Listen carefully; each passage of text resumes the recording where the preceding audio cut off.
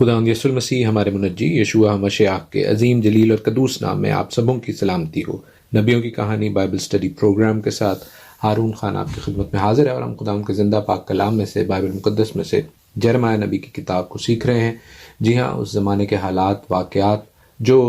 آج کل کے زمانے کے حالات سے مطابقت رکھتے ہیں، سملیرٹی رکھتے ہیں۔ خداوند کی ججمنٹ، خداوند انصاف کرنے والے ہیں کیونکہ وہ عادل منصف ہیں۔ عزیزو، ہم اس حوالے سے سیکھ رہے ہیں، اور آج اس سلسلے کا 28واں پروگرام ہے، 28th program of the Jeremiah series. ہم مختلف بادشاہوں کو ڈسکس کرتے آئے ہیں جو اس دور میں رہے ہیں جس وقت اسرائیل اور یہودا اپنی اپنی اسیری کی جانب بڑھ رہے تھے، زوال پذیر تھے۔ اور بتانا کیوں مقصود ہے؟ کیونکہ بطور انسانیت ان جنرل اور خاص طور پر مسیحی قوم بھی زوال پذیر ہوتی جا رہی ہے۔ ایون وہ قومیں بھی جو مسیحت کا علم اٹھا کر رکھتی تھیں، مسیحت کا جھنڈا اٹھا کر رکھتی تھیں، اور انہوں نے ترقی کی روحانی طور پر بھی اور دنیاوی طور پر بھی، اب وہ مسیحت کو خیر بات کہہ چکی ہیں، اور خدا کو اور اپنے منجی کو ترک کرنے کے بعد اگرچہ کچھ ترقی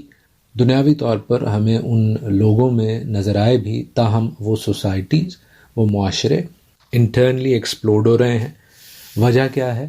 بہت سی وجوہات پر ہم بات کر سکتے ہیں، لیکن ایک بنیادی وجہ یہ ہے کہ خداوند کے کلام سے دور ہوتے جا رہے ہیں لوگ۔ اور جرمیہ کی کتاب اس بات کا بڑا واضح ثبوت ہے، چونکہ اس کو کمپلیکس سمجھا جاتا ہے، مشکل سمجھا جاتا ہے۔ اس حوالے سے جب میں نے اس کی اسٹڈی شروع کی تو کوشش یہ کی ہے کہ مختلف بادشاہوں کے دور میں جو بات چیت ہو رہی ہے، اور کس طرح، چونکہ اس کتاب کی ترتیب جو ہے، آرڈر جو ہے، وہ ٹائم لائن کے حوالے سے نہیں ہے، کرونالوجی کے حوالے سے نہیں ہے، کیونکہ اس تومار کو جو کہ جرمیہ لکھ رہے تھے، اس وقت کے بادشاہ نے آگ میں پھینکا، اور اس کا جو اسکرائب تھا، لکھنے والا تھا باروک، اس نے اس کو بچانے کی کوشش کی۔ تو جس طرح کاغذ، جس طرح اسکرول یعنی تومار ریٹریو ہوا، بچایا گیا، اسی طرح لکھ بھی دیا گیا۔ لیکن ہم نے یہ کوشش کی ہے کہ چونکہ بادشاہوں کا ہمیں واضح طور پر پتہ ہے، ان بادشاہوں کے حوالے سے جب جرمیہ کو خداوند کی نبوت ملی تو ان کو ایک آرڈر میں لے کر آئیں، اور اسی حوالے سے گزشتہ ہفتے ہم نے 27ویں باب کو دیکھا، 27 چیپٹر کو دیکھا، اور آج ہم 13ویں باب کو دیکھیں گے۔ اس کے بعد ہم 35 چیپٹر کو دیکھیں گے، اور وہاں سے پھر ہمیں 4th، 5th، 6th اور 7th چیپٹر آف جرمیہ، وہ سلائٹلی ان آرڈر ہیں، ہم وہاں پر جائیں گے۔ عزیزو، میں نے آپ کو بتایا کہ یوسیہ کا دور اختتام پذیر ہوا، اس کے بیٹوں کے حوالے سے جو کچھ بھی ہوا، مصر کے حوالے سے وہ گزشتہ پروگرامز میں ہم سیکھ چکے ہیں، نبوکت نظر کے حوالے سے میں نے آپ کو بریف اوور بھی دیا، بابل کے حوالے سے بریف اوور بھی دیا، اور جو پیغام خداوند یرمیہ کو دے رہے ہیں اس کے حوالے سے خاص طور پر ہم نے لاسٹ پروگرام میں سیکھا کس طرح پولیٹیشنز اس کو سمجھتے ہیں، لیکن جو ریلیجس لیڈرشپ ہے، مذہبی لیڈرشپ ہے، وہ خوشحالی کا، ترقی کا، جھوٹی پراسپیرٹی کا میسج دے کر لوگوں کو بس خداوند سے دور رکھنا چاہتی ہے۔ خداوند کو بوتل کا جن سمجھا ہوا ہے کہ جو اچھی چیزیں ان کے لیے اس کے آگے جھکو، مانگو، وش لسٹ دو اس کو، شاپنگ لسٹ دو اس کو، باقی اپنے کام میں مگن رہو۔ خداوند کی مرضی کیا ہے، خداوند کا کلام کیا کہتا ہے، اس کے حوالے سے اپنے آپ کو چینج کرنے کی، بدلنے کی ضرورت نہیں ہے۔ That is exactly what is happening today as well. Jeremiah 13 کی فرسٹ 2 ورسز میں آپ کے لیے پڑھتا ہوں۔ لکھا ہے، خداوند نے مجھے یہ فرمایا کہ تو جا کر اپنے لیے ایک کتانی کمر بند خرید لے، اور اپنی کمر پر باندھ کر اسے پانی میں مت بھگو۔ تو میں نے خداوند کے کلام کے موافق ایک کمر بند خرید لیا اور اپنی کمر پر کس لیا۔ خداوند پھر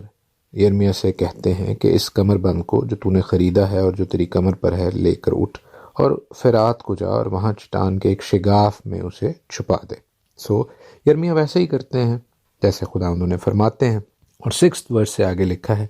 کہ بہت دنوں کے بعد یوں ہوا کہ خداوند نے مجھے فرمایا کہ اٹھ، فرات کی طرف جا اور اس کمر بند کو جسے تو نے میرے حکم سے وہاں چھپا رکھا ہے نکال لے۔ تب میں فرات کو گیا اور کھودا اور کمر بند کو اس جگہ سے جہاں میں نے اسے گاڑ دیا تھا نکالا، اور دیکھا کہ وہ کمر بند ایسا خراب ہو گیا تھا کہ کسی کام کا نہ رہا۔ تب خداوند کا کلام مجھ پر نازل ہوا کہ خداوند خدا یوں فرماتا ہے کہ اسی طرح میں یہودا کے گھمنڈ اور یروشلم کے بڑے غرور کو نیست کروں گا۔ یہ شریر لوگ جو میرا کلام سننے سے انکار کرتے ہیں اور اپنے ہی دل کی سختی کے پیرو ہوتے اور غیر معبودوں کے طالب ہو کر ان کی عبادت کرتے اور ان کو پوجتے ہیں، وہ اس کمر بند کی مانند ہوں گے جو کسی کام کا نہیں، کیونکہ جیسا کمر بند انسان کی کمر سے لپٹا رہتا ہے، ویسے ہی خدا فرماتا ہے میں نے اسرائیل کے تمام گھرانے کو اور یہودا کے تمام گھرانے کو لیا کہ مجھ سے لپٹے رہیں تاکہ وہ میرے لوگ ہوں اور ان کے سبب سے میرا نام ہو، میری ستائش کی جائے، میرا جلال ہو، پر انہوں نے نہ سنا۔ آمین۔ عزیزو، دیکھیے ہم کس طرح اس بات سے، اس واقعے سے سیکھ سکتے ہیں کہ خداوند چاہتے ہیں کہ جب آپ اس کے لوگ ہیں تو آپ کی زندگیوں میں خداوند کے قول، خداوند کے افعال، خداوند کی بلیسنگز، خداوند خود چلتے پھرتے نظر آئیں، تاکہ خداوند کا نام جلال پائے، لوگ دیکھیں آپ کو اور کہیں کہ یہ مسیحی لوگ ہیں، یہ یہوہ خدا کے ماننے والے ہیں۔ لیکن اگر ایسا نہیں ہو رہا اور آپ کی وجہ سے خداوند کے نام کی کھلی اڑائی جاتی ہے تو دین گاڈ از گوئنگ ٹو جج یو۔ خداوند بڑے واضح طور پر یہاں پر کہہ رہے ہیں، وہ اسرائیل، وہ یہودا جسے خداوند نے ہر طرح کی بلیسنگ دی، ان کا خیال رکھا، ان کو ملک دیا، ان کو غلامی سے نکالا، بیان اسی طرح جس طرح اس نے میرے اور آپ کے لیے ہمیں گناہوں کی غلامی سے آزاد کیا ہے۔ لیکن اگر ہم خداوند کے لیے اس کمر بند کی طرح ہیں جو کسی کام کا نہیں ہے، تو خداوند آف کورس اسی کلام کی طرح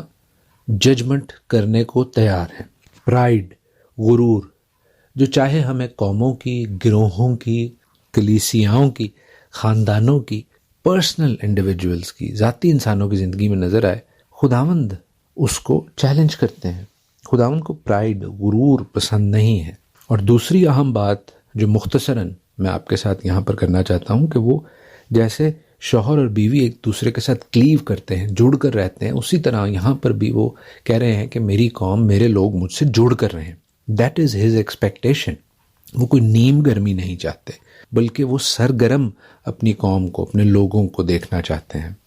لیکن اگر کہیں پر نیم گرمی ہے تو ہم ریویلیشن میں پڑھتے ہیں اور یہاں پر بھی بیان اسی طرح بات کی جا رہی ہے کہ خداوند آپ کو اپنے منہ سے نکال پھینکنے کو ہیں۔ اگلی کچھ آیات میں 13ویں باب کی ہم دیکھتے ہیں کہ خداوند ان سے یہ بھی کہتے ہیں کہ ہر ایک مٹکے میں بھری جائے گی، اور وہ تجھ سے کہیں گے کیا ہم نہیں جانتے کہ ہر ایک مٹکے میں بھری جائے گی؟ تب تو ان سے کہنا خداوند یوں فرماتا ہے، دیکھو میں اس ملک کے سب باشندوں کو، ہاں ان بادشاہوں کو جو داؤد کے تخت پر بیٹھتے ہیں، اور کاہنوں اور نبیوں اور یروشلم کے سب باشندوں کو مستی سے بھر دوں گا، اور میں ان کو ایک دوسرے پر یہاں تک کہ باپ کو بیٹے پر دے ماروں گا۔ خداوند فرماتا ہے میں نہ شفقت کروں گا، نہ رعایت، نہ رحم کروں گا کہ ان کو ہلاک نہ کروں۔ موقع خداوند پھر بھی دیتے ہیں۔ 15ویں اور 16ویں آیت میں لکھا ہے کہ سنو، کان لگاؤ، گھمنڈ نہ کرو، کیونکہ خداوند نے فرمایا ہے۔ خداوند اپنے خدا کی تمجید کرو اس سے پہلے کہ وہ تاریکی لائے اور تمہارے پاؤں گھپ اندھیرے میں ٹھوکر کھائیں،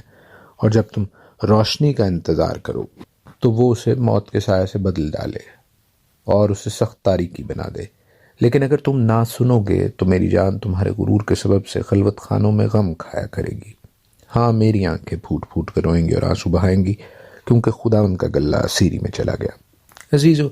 ہمیں خداوند کے کلام سے سبق سیکھنے کی ضرورت ہے،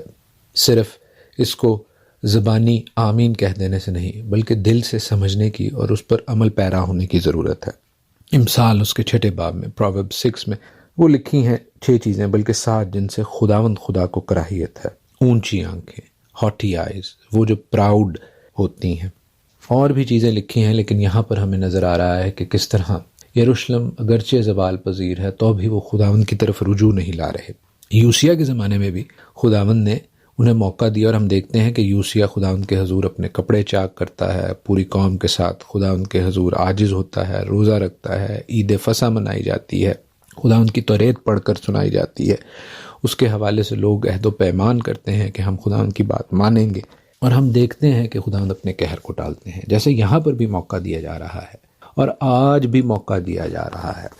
ایزیکیل 16:49 میں لکھا ہے، ایزیکیل 16واں باب اور 49ویں آیت، دیکھ تیری بہن سدوم کی تقصیر یہ تھی، غرور اور روٹی کی سیری اور راحت کی کثرت اس میں اور اس کی بیٹیوں میں تھی، اس نے غریب اور محتاج کی دستگیری نہ کی، وہ متکبر تھی اور انہوں نے میرے حضور گھنونے کام کیے۔ عزیزو، سدوم اور عمورہ وہ برے شہر تھے جن کو خداوند نے آگ اور گندھک سے تباہ کیا، اور ہم جانتے ہیں کہ وہاں پر ہر قسم کی امورالٹی تھی، ہر قسم کی برائی تھی، بدی تھی۔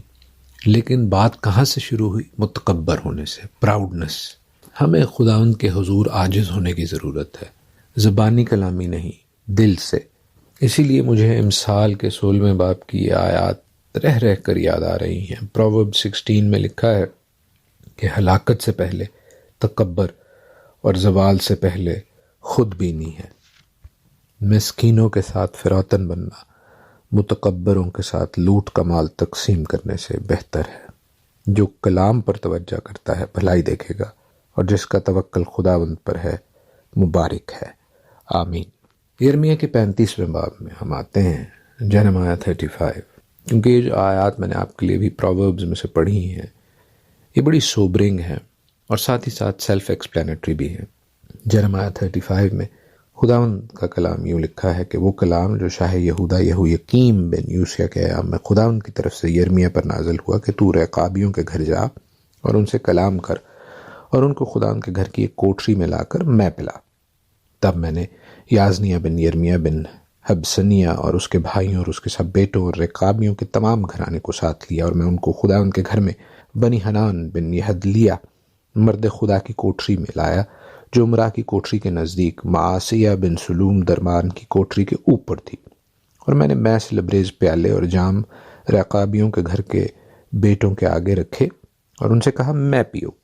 پر انہوں نے کہا ہم میں نہ پیئیں گے، کیونکہ ہمارے باپ یوناداب بن رقاب نے ہم کو یہ حکم کیا کہ تم ہرگز میں نہ پینا، نہ تم، نہ تمہارے بیٹے، اور نہ گھر بنانا، اور نہ بیج بونا، نہ تاکستان لگانا، نہ ان کے مالک ہونا، بلکہ عمر بھر خیموں میں رہنا، تاکہ جس سرزمین میں تم مسافر ہو تمہاری عمر دراز ہو۔ چنانچہ ہم نے اپنے باپ یوناداب بن رقاب کی بات مانی، اس کے حکم کے مطابق ہم